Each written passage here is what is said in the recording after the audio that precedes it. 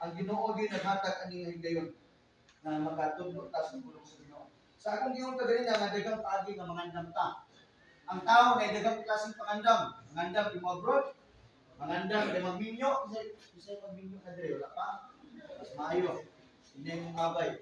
Inakita. Inakasmit. Ipika. Inakasmit. Ayaw sa taong pagulo ng minyo. Tingnan din si Ma'am na si Pauna. Okay.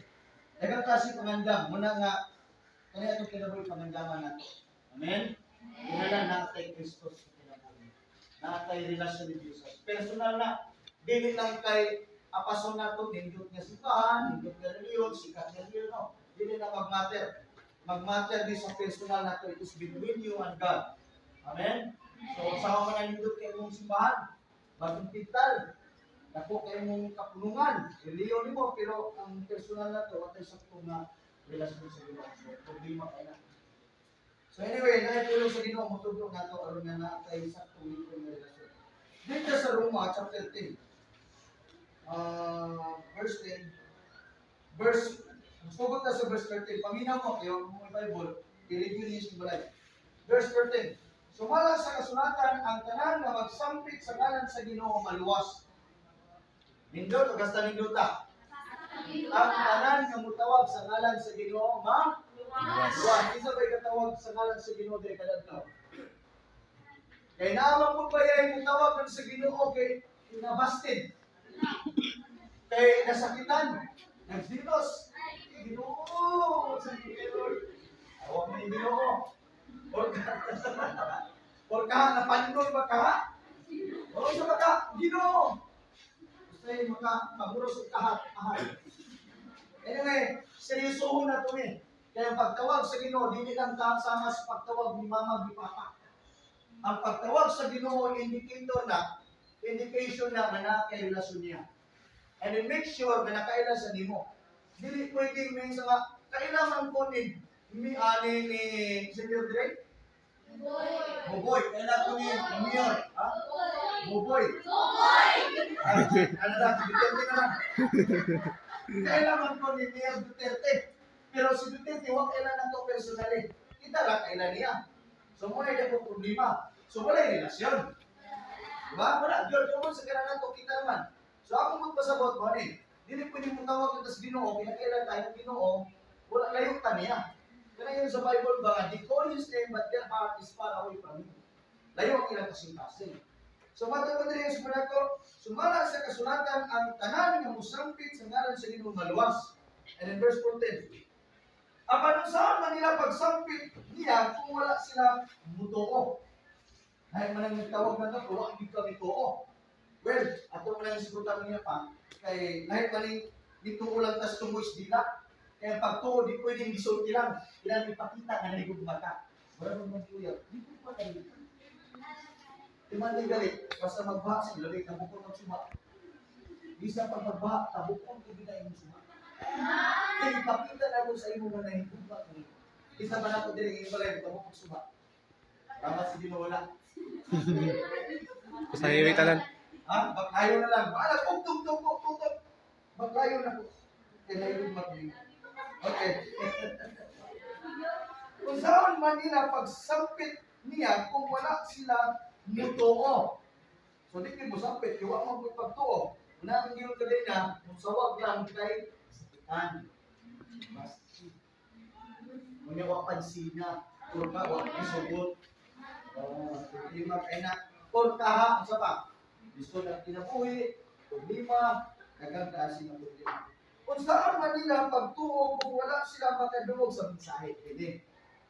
Butante ni, sila masabitan ninyo ni. Hindi pagtawag sa Ginoo, hindi ka tungod kay nadunggan sa imong lolo. Nadunggan sa imong papa. Ang pagkilala mo sa Ginoo, personal ni. Amen? Muna nga Bible. Kung saan galing ng Bible, kung wala mo sa meaning sa Bible? Mga salita ng Diyos. Kung pa? Sa meaning sa word Bible, spell Bible, B-I-B-L-E.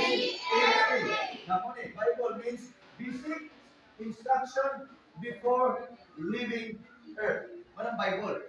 So meaning, ang Bible, muna yung matag instruction na to. Kita man nato matutani, di ba kita tanan? Pero kining Bible mo ni dito, si Manny Pacquiao pa, the Bible is the manual to life. And then ang Bible gitawag po ni siya og the roadmap of life. So, mao ni ang mapa nga makaplaga natong tinuod na mahuli. Are you with me? Ang tinuod na bahali nato mao si Jesus, mao Ginoo. Amen? Pero saan man mo, pag imo nga kailangan sa Dios without even knowing His Word. Amen? Dili pwede nga kailangan sa Ginoo sa imong dila, sa imong unahon na lang nga ignorante ka mahitungod sa iyang mga palisiya, sa iyang kabubuton. Kung sabay plano sa Ginoo, kung sabay purpose sa Ginoo, sa ating kinabuhi. Doon ay usa ka alagad sa Ginoo, yung ngalan si Miles Mundo. Matupan niya, the greatest tragedy of a man is not death, but life without a purpose. So, ang dako din nga trahedya sa tao, di nang namatay, kalukoy. Lukoy kung may pagpangalagad sa Ginoo, sa buhay pa. May lukoy. Matay ka gawa kay Luzon, matay ka na sa pagka pinatingin mo, may delikado. Dili na siya maong dakong trahedya sa tao. Ang dakong trahedya sa tao, sa mata ko sa dato, kanang ang atong kinabuhi, pawa na sa Ginoo, mahanap tayo kalibutan na huwag mo kaya wala tayo mayong relasyon sa Ginoo. Okay, balik ko na to. Kung saan man, nila pagtuo kung wala sila makadungog sa mensahe. So, importante ang mensahe. Mangutana kung saan yung mensahe. O kung saan man nila pagkadungog kung wala yung magwawali ni. Sa ito pa, nagi din magwali. Ano na yung mensahe? Amen? Sa ito pa, ay hindi pagkabutan mo dire, dili lang ni ordinaryo ni. Dili pa na mo ba? Kung ikaw na po sa kita. Dili lang ni mabiyalayo dire. Kung wala may passion na magsultig tulong sa Ginoo sa mga tao. Actually, ang akong pag-atong mission na akong heart is nasa mission. Bisan asa naman mo, kulay nasa mission. So, kini, anong yabot ni Dre, kaya Ginoo nagbutang sa among kasing-kasing ito. Kini, profound kayo na compassion. Actually, sa ako personally, malipay kong makasyon na sumunod ka. Bisan pagbugas ko kung asa kumat ko, that's my joy. Because that is the heart of Jesus. Amen? No, salamat sa Ginoo sa mga kaigsunan na naay kasing-kasing na magpaambit yun sa pulong sa Ginoo. O kami, na yung lumini, instrumento ni sa Diyos para ninyo. Now listen, malay na to listen, malay na to kami, imong nga instrumento sa Diyos, kami ang mahimong Moses imong kinabuhi pa. Or kami ang mahimong Joseph. Like imagine sa Bible, sa Old Testament, sadya ang mga Israelites na ulipon sila sa Egypto, ang Ginoo nangita og instrumento kinsa yung gamiton. Moto nga si Moses, giris up sa Ginoo bisan nga mga si Moses nga anong ako man Ginoo nga kita ba ko may musulti. Si Lord wala ni magpili kinsa ka, magwapo usa pa dato ba ka o usa pa kahintang. Kung ikaw ang napilian sa Ginoo gamiton ka, wala yung makabalibad sa Ginoo. Tagaan ka kabilidad sa Ginoo. Tagaan ka kamog sa Ginoo. Tagaan ka compassion sa Ginoo. So karon si Moses giris up sa Ginoo. Kaya ang mga Israelites na nahulipon dito, sige rin daw trabaho, isuldo, para lang magkakaon. Kung tangawon ni mo ni karon, kini nga klase nga slavery, dagang mga batanon karon, hindi lang ay batanon, bisang mga pamilyado na ulipon sa bisyo, druga, pagbukod sa pamilya, walay nada mapagpamuyo, problematic, ano man, kaya wala diha ang gubas sa Ginoo. Kaya wala naging panahon sa Ginoo. Kaya tumod po diwa, ang lumod sa pulong sa Ginoo. Muna nga somebody giris up sa Ginoo, gamit ka sa Ginoo para nimo. So, muna ko, kinsabay magtuo, magkarunting adlaw, kami ang nahimong Moses sa imong kinabuhi, aron makadungog ka sa mensahe sa Ginoo. Amen? Aron nga masabtan nimo nga naay pagnaon. Naay nindot kay saad si Lord sa akong kinabuhi. Wala ti kabalo kasi karon imong kahimtang dubot imong pamilya. Grabe ka problematic imong kahimtang karon. Resultihan ta ka naa gyud Dios nga nahigugman nimo anda mo kubag muhatag og restoration mo tabang sa imong kahimtang. Ako kasi natin ko personally sa akong kinabuhi sa una dubot kay imong pamilya. Kapila ko ka-witness kung papa mulayas agi to likod sa balay. Kapila ko ka-witness nga mga sayna sa papa di panglamay ni mama dito sa kasada. Ako, kayo ko nga Lord, sabi ko, pamilya ko pag-ibig. Yan ko tayo, doon namin kay Soon, ang isang Soon ko sa Cebu, kayo na yung skala dito sa St. Mary. Bubog kayo. Bubog kayo.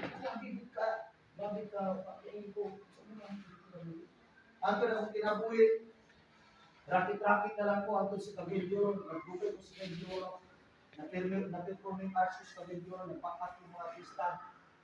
Dayon, nagkanta po ko, wala kong talent sa una. Dayon, isa kung saan na lang rakit, naasik yung buhok. Siya ko kabuntagan na si Bisoya, ang kinabuhi inom, pero wala yung saktong guidance. Hantod yung mga panahon, nanapin gamit si Lord, manay ng Moses. Abi niyo, kung magsiya ko sa testimony, sa inyo na pupungan, kaya nakita na po kung sa pinagkaburutan ng Diyos. Kung saan Diyos ka matulunganin, anak mo po. Malay na to, karon ikaw, gitagaan na kang chance Ginoo sa iyo, panin mo gipansin.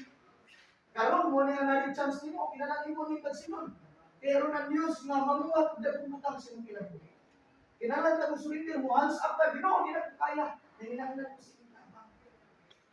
Hantod kabalo mo sa itabo sa imong pamilya. Giuna ko sa Ginoo Kristo.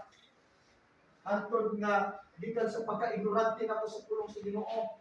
At that time, nahimong ko kong missionary, na ako ritual, nahimong ko mga ritual na ko, practices na ko gikan sa kong karuluhan. Hantod ang Ginoo, nihatag sa itong panahon, nga nakaplag ko, nakailag ko sa Ginoo. Dili kay reliyon, Ginoo yun ang pinilhan. Amen? Sekundary na ng reliyon. Kaya reliyon, kung dasik lang na ay legality, so nagsadlit sa sect, or may legality, aron dito magsimba ang Ginoo, dito magsimba sa Ginoo, dito ang gadirin, dito ang pag-disciple, dito ang pagtuon.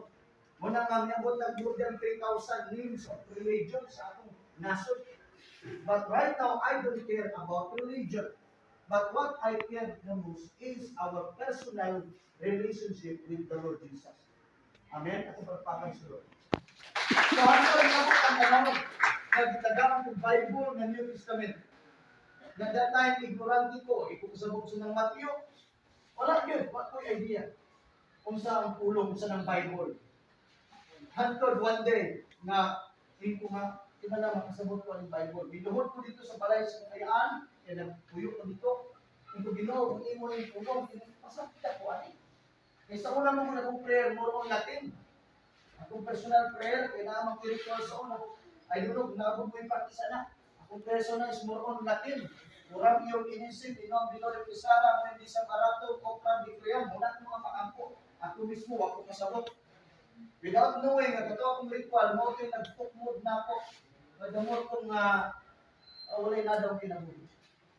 Baka doon lang kong Ginoo, sa diyang panahon kita kong simbahan. Lahat na siya na klase. Kung nakita personal na relasyon sa Ginoo, bisan pag-usa na sitwasyon, mudamo dito sa Ginoo, kay tuo ka niya, kay salit ka niya, kay siya bumi o mga tabang na nato, mutubag sa mga patampo. Amen? Amen.